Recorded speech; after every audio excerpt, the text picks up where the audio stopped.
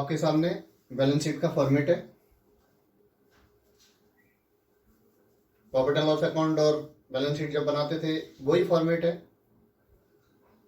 कुछ नए आइटम है जो आपको समझने, पहले फॉर्मेट देख लीजिए, उसके बाद फिर करीबन 12 या 15 आइटम है, उनको सेपरेटली मैं समझाऊंगा। एसेट साइड तो पूरा वही है, फिक्स्ड एसेट्स, इन्वेस्टमेंट, यहाँ library books, stock of sports material, ये स्पोर्ट्स क्लब है तो ये स्पोर्ट्स मटेरियल का स्टॉक होगा। उसके बाद stock of stationery, stock of medicines, accrued interest, accrued interest कहें या एक्रूड इनकम कहें वो भी एक ही बात है, इसी में आ जाएगा। प्रीपेड एक्सपेंसेस, आउटस्टैंडिंग सब्सक्रिप्शन और कैश इन हैंड और cash at bank. Asset side लगभग वही है पूरा का पूरा। यहां पर देखिए लायबिलिटी साइड में, लायबिलिटी साइड में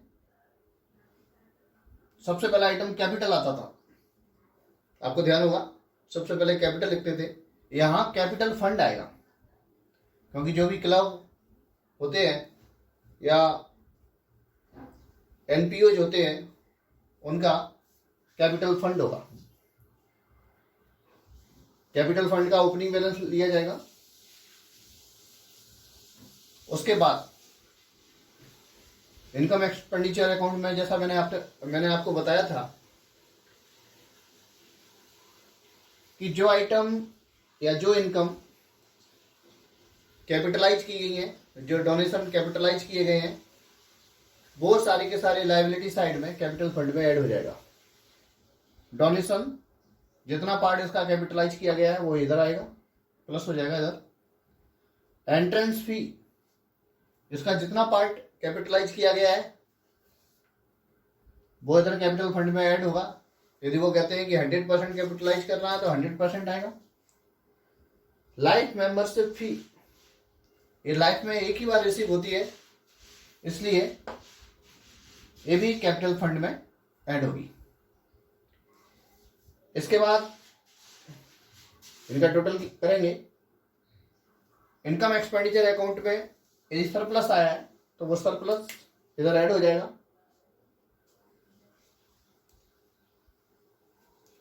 और यदि डेफिसिट आया है तो माइनस हो जाएगा। क्लियर है? यदि सरप्लस आया है तो प्लस किया जाएगा और डेफिसिट आया है,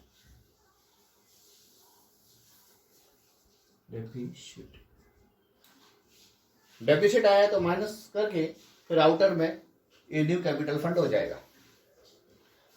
उसके बाद जो भी स्पेसिफाइड फंड है, जैसे प्राइज फंड है, बिल्डिंग फंड है, एंडोमेंट फंड है, टूर्नामेंट फंड है, एक्सेट्रा एक्सेट्रा, जो भी फंड है, जैसा कि हम जानते हैं कि फंड का क्रेडिट बैलेंस होता है, रिजर्व का क्रेडिट बैलेंस होता है, इसलिए एक क्रेडिट साइड में आएंगे, यानी लायबिलिटी साइड में आएंगे।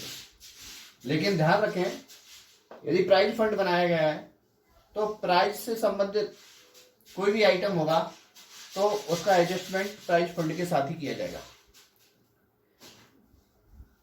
ऐसे ही बिल्डिंग फंड, अब बिल्डिंग फंड में डोनेशन आया बिल्डिंग के लिए तो वो इधर ही ऐड किया जाएगा, क्योंकि उसका स्पेशल फंड बना हुआ है।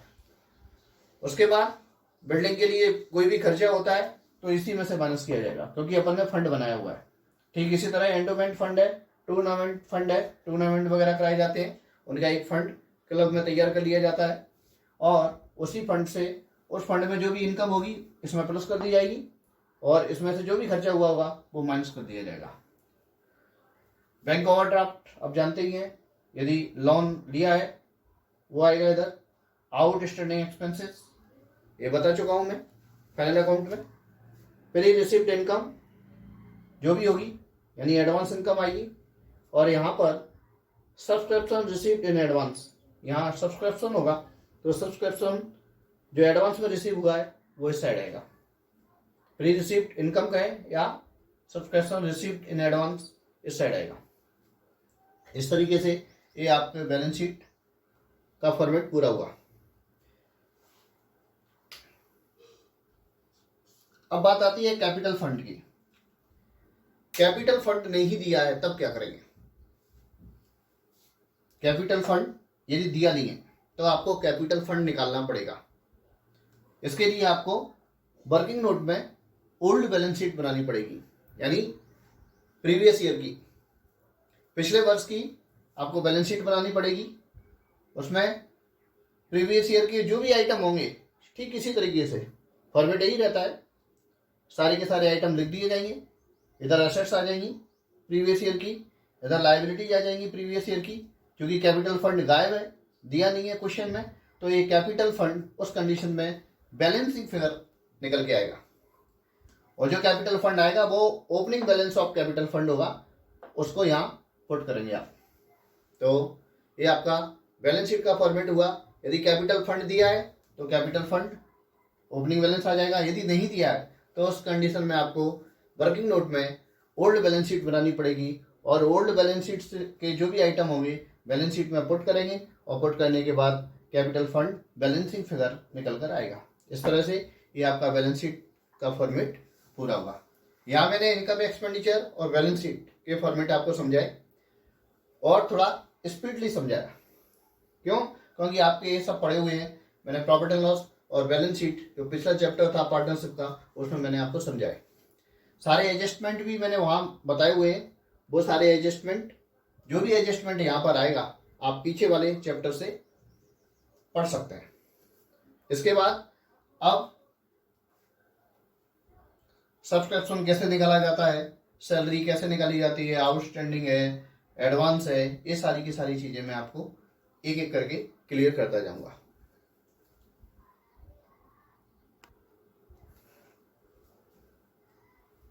अब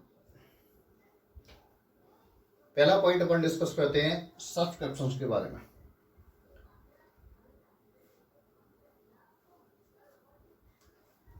सब्सक्रिप्शन इनकम एक्सपेंडिचर अकाउंट में उसकी कैलकुलेशन कैसे की जाएगी? तो सबसे पहले टोटल अमाउंट ऑफ सब्सक्रिप्शन, जो भी सब्सक्रिप्शन का टोटल अमाउंट दिया हुआ है या आप वर्किंग नोट में करेंगे, उसको लिखिएगा। इसमें क्या लेस करना है? Outstanding last year. Last year का जो सब्सक्रिप्शन आउटस्टैंडिंग है वो इसमें से माइनस हो जाएगा। क्यों? क्योंकि वो इसमें प्लस हो गया होगा। पिछले वर्ष का जो सब्सक्रिप्शन है वो दिस ईयर मिला होगा, वो इसमें ऐड होगा, इसलिए इसमें से आप माइनस करिएगा। देन एडवांस दिस ईयर, जो सब्सक्रिप्शन एडवांस में मिला है दिस ईयर, एक कौन सी ईयर का है? नेक्स्ट ईयर का है, दिस ईयर का नहीं है, तो ये अपन इसमें से माइनस करेंगे। इसके बाद फिर advance last year, advance subscription का ही चल रहा है, तो एडवांस सब्सक्रिप्शन जो लास्ट ईयर का है वो प्लस करिएगा। क्यों? क्योंकि ये पिछले वर्ष आपको एडवांस मिल गया था जो कि दिस ईयर का था, तो दिस ईयर में ऐड हो जाएगा। और आउटस्टैंडिंग सब्सक्रिप्शन दिस ईयर, और इस साल का जो सब्सक्रिप्शन है वो जितना भी आउटस्टैंडिंग है वो नहीं मिला है, वो इधर ऐड कर देंगे। तो इस प्रकार से ये आपका subscription as per income expenditure account निकल आएगा। कभी कभी ऐसा दिया रहता है कि है ना, क्लब में 300 कैंडिडेट है या 400 कैंडिडेट है, पर कैंडिडेट 50 रुपए के हिसाब से सब्सक्रिप्शन दिया जाता है। तो जैसे अपन मान के चले 300 कैंडिडेट है और at the rate 50 rupees per candidate subscription लिया जाता है, पर कैंडिडेट। तो कितना होगा? 300 इंटू 50,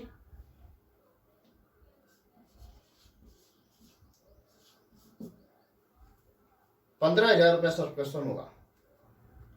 यहां पर कितना आएगा?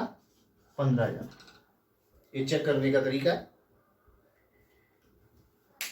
ये आप उसी कंडीशन में कर सकते हैं जब कैंडिडेट दिए कि क्लब में इतने कैंडिडेट है और पर कैंडिडेट सब्सक्रिप्शन इतना लिया जाता है, जो भी दिया हो।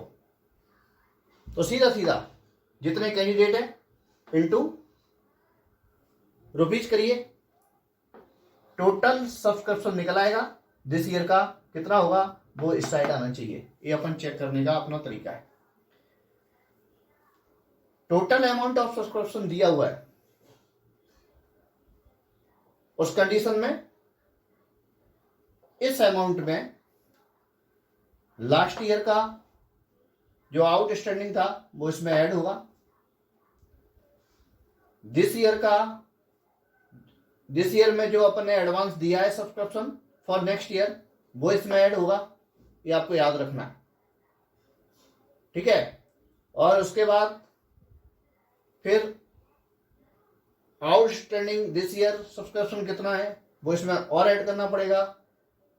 इस तरीके से आपको निकालना पड़ेगा। तो इस तरह से करते समय आपको याद ये रखना है कि दिस ईयर जो सब्सक्रिप्शन आप लिखेंगे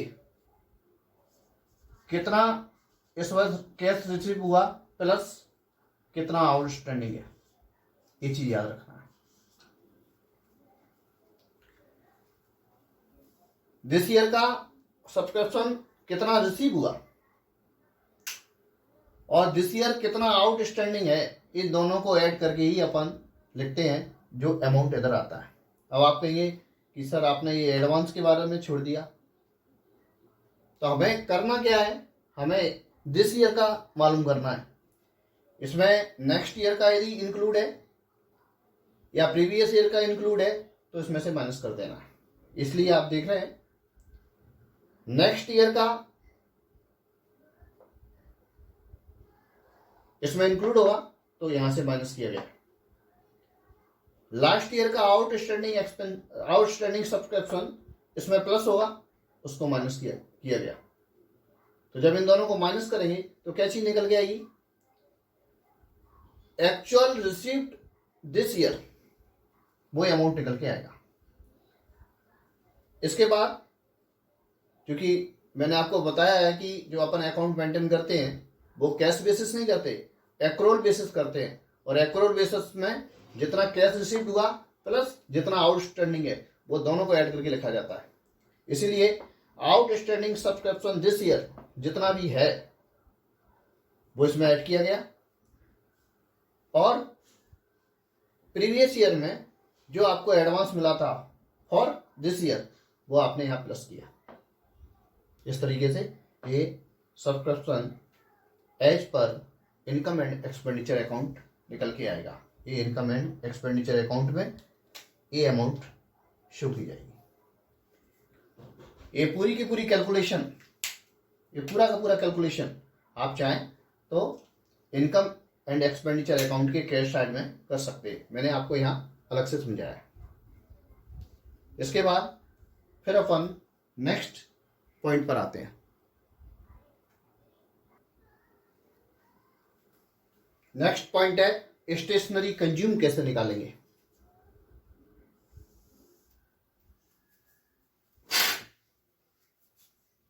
क्योंकि आपको रिसिप्ट एंड पेमेंट अकाउंट दिया होगा और उसके नीचे अदर इंफॉर्मेशन भी दी होगी। तो सबसे पहले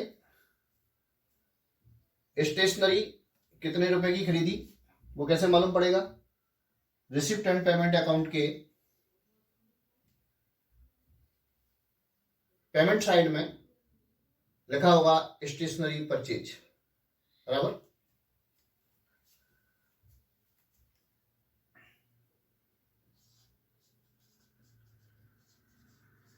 स्टेशनरी परचेज, ये रिसीव पेमेंट अकाउंट के पेमेंट साइड में स्टेशनरी लिखा होगा। इसमें ऐड करें यदि ओपनिंग बैलेंस ऑफ स्टेशनरी दिया हुआ है तो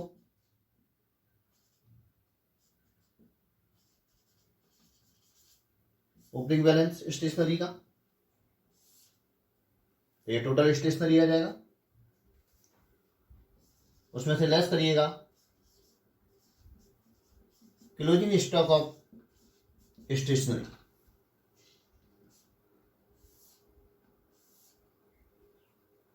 तो ये जो निकल के आएगा वो क्या आएगा, स्टेशनरी कंज्यूम।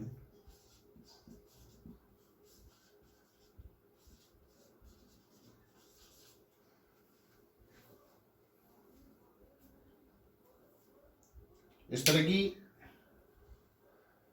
जो इंफॉर्मेशन है, उन इंफॉर्मेशन से आप चाहें तो वर्किंग नोट में भी कर सकते हैं, और चाहें तो इनकम एक्सपेंडिचर में ही आप स्टेशनरी कंज्यूम हेडिंग डाल के इस तरीके से स्टेशनरी कंज्यूम निकाल सकते हैं। इसके बाद एक एक आइटम क्लियर करते जाएं। डोनेशन।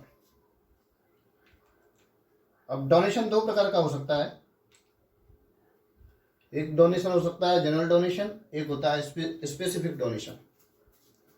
तो जो भी जनरल डोनेशन है जिसके बारे में कुछ नहीं कहा गया है, ये आपको इनकम एक्सपेंडिचर अकाउंट में इसकी एंट्री पास करनी है। अब स्पेसिफिक डोनेशन कौन कौन से हो सकते हैं, जैसे बिल्डिंग के लिए डोनेशन दिया गया, लाइब्रेरी एक्सटेंशन के लिए डोनेशन दिया गया, या कंप्यूटर लैब उसके एक्सटेंशन के लिए जो डोनेशन दिया गया है। तो इस तरह की जो डोनेशन है, ये डोनेशन बैलेंस शीट में जाएंगे, ये याद रखना है। तो स्पेसिफिक जो डोनेशन है वो डोनेशन इनकम एक्सपेंडिचर में उनकी एंट्री पास नहीं की जाएगी, उनकी एंट्री बैलेंस शीट में की जाएगी। जो भी जनरल डोनेशन है सिर्फ डोनेशन लिखा हुआ है और उसके रिवेन्यू और कैपिटलाइज के बारे में कुछ नहीं कहा गया है, तो ऐसी कंडीशन में आप फिर एज्यूम्पशन लेंगे। एज्यूम्पशन ये लेंगे कि इसको कैपिटल फंड में ऐड किया जाए या इनकम एक्सपेंडिचर अकाउंट में शो किया जाए। जब अमाउंट स्मॉल है और कैटेगराइज नहीं किया गया है कि कितना कैपिटल फंड में लिखना है, ऐसा नहीं लिखा हुआ है, तो आप सीधा का सीधा इसको इनकम एक्सपेंडिचर अकाउंट में लिख दीजिए। यदि डोनेशन कैटेगराइज किया गया है कि इसका 40% कैपिटलाइज करना है या 60% कैपिटलाइज करना है, तो ऐसी कंडीशन में जितना परसेंट कैपिटलाइज करना है उतना परसेंटेज बैलेंस शीट के लायबिलिटी साइड में कैपिटल फंड में ऐड किया जाएगा, और जितना कैपिटलाइज नहीं करना है, सपोज दैट 60% कैपिटलाइज करना है, कितना 60% कैपिटलाइज करना है, तो इसका मतलब क्या है, यानी 60% तो चला जाएगा बैलेंस शीट में, कैपिटल फंड में ऐड हो जाएगा, और जो 40% है वो 40% आपका इनकम एक्सपेंडिचर अकाउंट में जाएगा। इनकम एक्सपेंडिचर अकाउंट में आप इनकम साइड इसको शो करेंगे। इस तरीके से जब डोनेशन दिया है तो दो तरह का डोनेशन होगा, एक स्पेसिफिक एक जनरल। तो जनरल डोनेशन में जैसा कहा जाए वैसा करना है, और स्पेसिफिक डायरेक्ट बैलेंस शीट में शो किया जाएगा। इसके बाद फिर आता है लेजिसीज।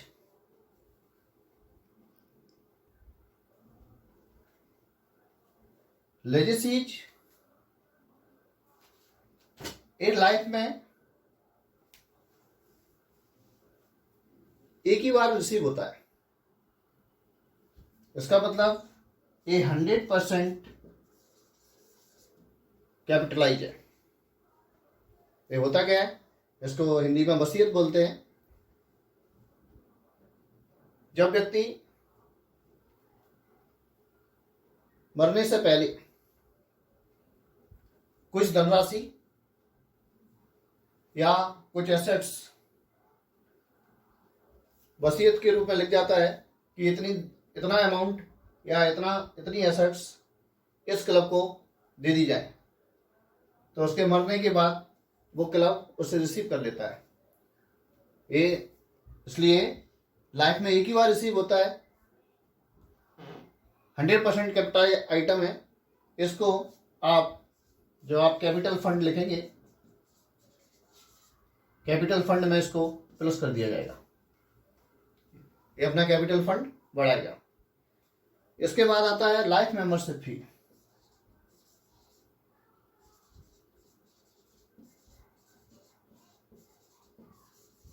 लाइफ मेंबरशिप फीस, कुछ कैंडिडेट ऐसे होते हैं कि हर साल मेंबरशिप फी नहीं देना चाहते, पूरे जीवन में जितनी होती है टोटल एक एस्टिमेट लगा के पूरा का पूरा अमाउंट उस क्लब में जमा कर देते हैं। ये भी लाइफ में एक ही बार रिसीव होती है, ये भी 100% कैपिटलाइज है। इसका भी ट्रीटमेंट भी वही होता है, इसको बैलेंस शीट के लायबिलिटी साइड में कैपिटल फंड में प्लस कर दिया जाता है। कैपिटल जो डोनेशन या फी कैपिटलाइज की जाती हैं उसको बैलेंस शीट में कैपिटल फंड के साथ ऐड करके लिख दिया जाता है। ठीक इसी तरह एंट्रेंस फी। अब एंट्रेंस फी के बारे में यदि दिया हुआ है कि 40% कैपिटलाइज कीजिए, इसका मतलब 60% रिवेन्यू। तो मैंने आपको बताया है रिवेन्यू नेचर के जो भी आइटम है वो इनकम एक्सपेंडिचर अकाउंट में जाएंगे, income and expenditure account. 40% entrance fees को कैपिटलाइज करना है, ए बैलेंस शीट के लायबिलिटी साइड में आपका जो कैपिटल फंड होगा उसमें प्लस कर दिया जाएगा।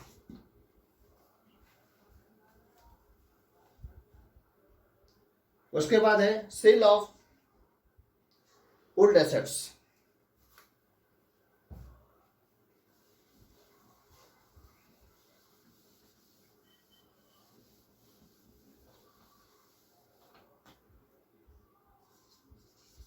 सेल ऑफ ओल्ड असेट्स,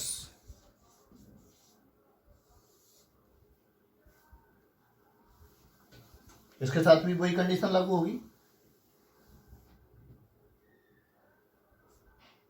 इसका नेचर कैसा है,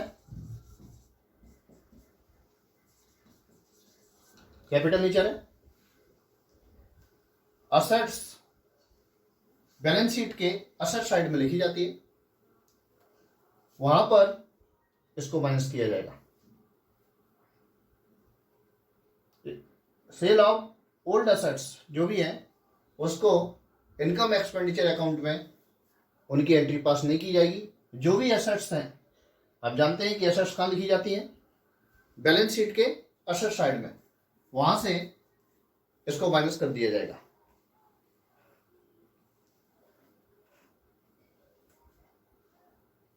इसके बाद सेल ऑफ न्यूज़पेपर,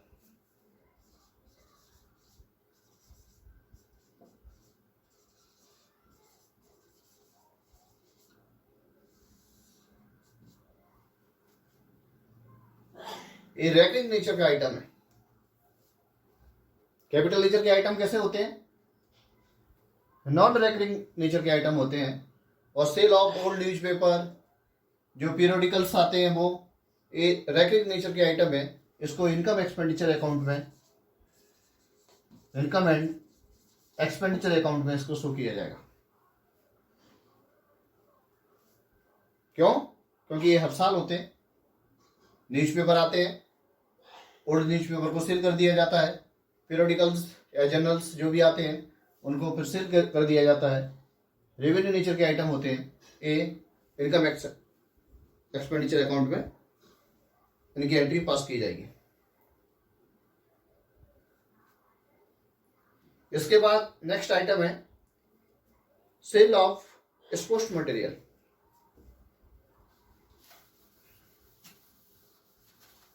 एक एक आइटम क्लियर करते जाएं ताकि फिर ये कंफ्यूजन ना हो कि इनकम एक्सपेंडिचर में लिखा जाएगा कि बैलेंस शीट में लिखा जाएगा। यही आपको क्लियर करना है।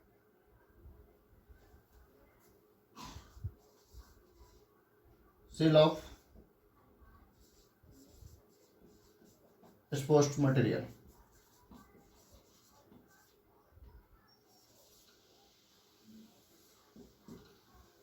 सेल ऑफ एक्सपोज्ड मटेरियल में जो वॉल पुरानी हो जाती है, वॉल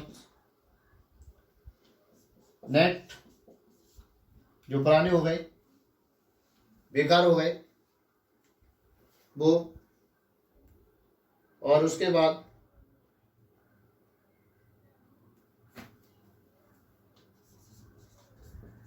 ओल्ड बैट्स,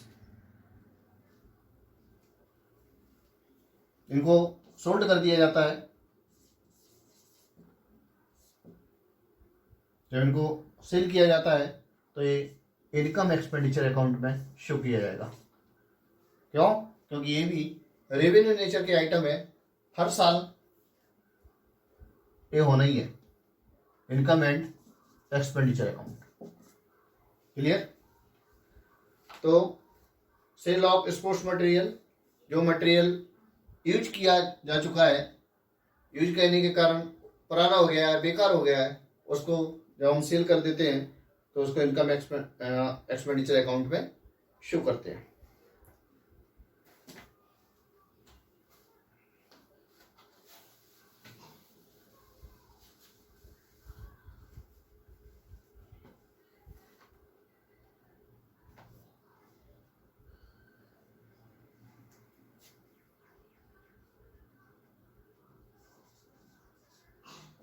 इसके बाद है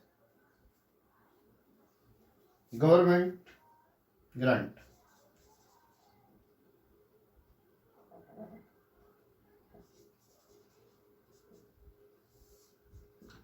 गवर्नमेंट ग्रांट, गवर्नमेंट एड, जो भी है, इनको भी दो कैटेगरी में अपन करेंगे। एक जनरल कैटेगरी, एक specific category.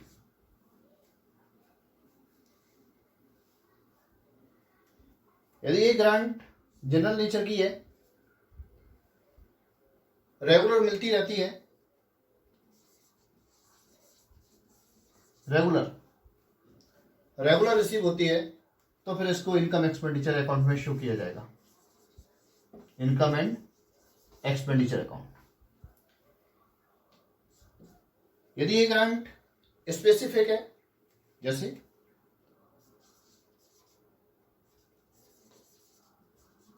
Building, lab, library, इसके लिए ग्रांट मिला हुआ है, तो ये स्पेसिफिक होगा। बिल्डिंग के लिए मिला, कंप्यूटर लैब के लिए मिला, लाइब्रेरी के लिए मिला, बुक्स लाइब्रेरी के लिए, तो ये स्पेसिफिक है। ऐसी कंडीशन में इसको बैलेंस शीट में शो किया जाएगा। क्लियर?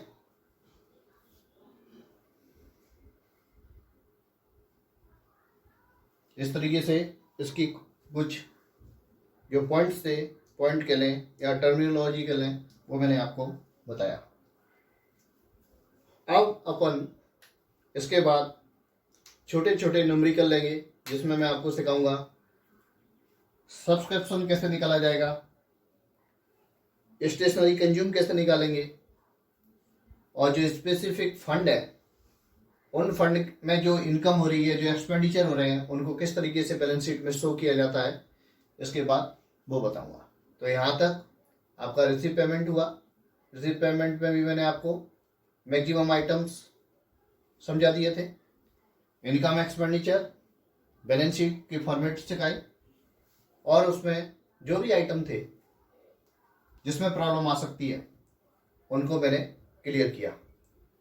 अब उन्हीं आइटम्स के छोटे छोटे न्यूमेरिकल्स लेके हम उनको क्लियर करते जाएंगे कि सब्सक्रिप्शन की कैलकुलेशन कैसे की जाती है, स्टेशनरी कंज्यूम की कैलकुलेशन कैसे करेंगे, मेडिसिन कंज्यूम कैसे निकालेंगे, वगैरह वगैरह। ये सारी चीज़ें पहले छोटे छोटे एग्जाम्पल लेंगे, उसके बाद फिर अपन पूरा एग्जाम्पल लेके आगे बढ़ेंगे।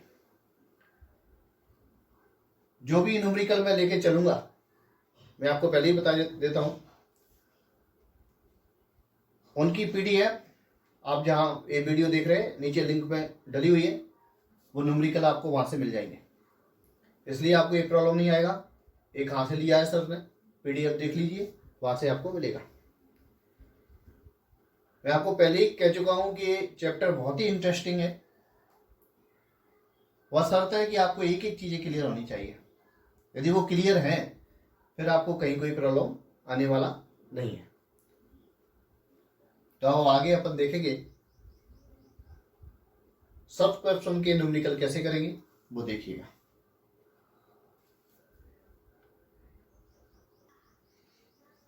और एक बात आपसे कहना चाहता हूं सभी बच्चों से, जो 12th के स्टूडेंट है वो इस चैनल को ज़्यादा से ज़्यादा सब्सक्राइब करें, पूरे वीडियो देखें, लाइक करें, ताकि जो मैं नए नए वीडियो डालता जाऊंगा वो उनको प्राप्त होते जाएंगे।